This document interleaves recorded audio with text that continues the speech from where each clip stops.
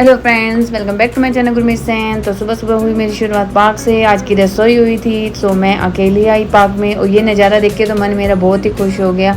और यहाँ मुझे दिखा कड़ी पत्ते का पेड़।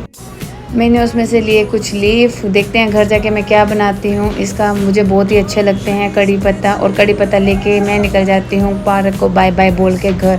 सबसे पहले जाके भयंकर सीढ़ियाँ चढ़ती हूँ, फिर घर आके थक जाती हूँ तो आके एक गिलास गर्म पानी पीने के बाद मैं अपना यहाँ पे कुछ नाश्ता तैयार कर लेती हूँ। और साथ में ही स्विगी से मैं दूध मंगवा लेती हूँ। थोड़ा बहुत यहाँ पे घर बिखरा होता है तो मैं उसको समेटती हूँ।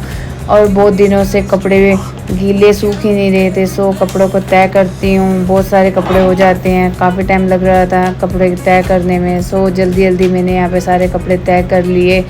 और जब भी जैसे ही मैं देखती हूँ बाहर जाती हूँ तो किरत ने अपने आप को ही काटा हुआ था। ये आजकल अपने आप को ही बाइट करती रहती है। आज के लिए इतने ही, मिलते हैं कल, बाय बाय।